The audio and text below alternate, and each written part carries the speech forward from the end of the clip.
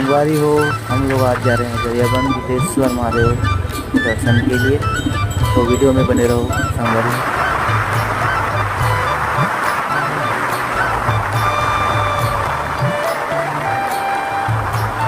तो हम फैमिली बुद्धेश्वर महादेव पहुँच गए हैं। जैसे कि आप लोग देख सकते हैं पहुँच गए हैं। यहाँ पर मेला लगा हुआ है बुद्धेश्वर महादेव के दर्शन के लिए। यहाँ पर बहुत ही श्रद्धालु। तो आप लोग कंटिन्यू बने रहो वीडियो।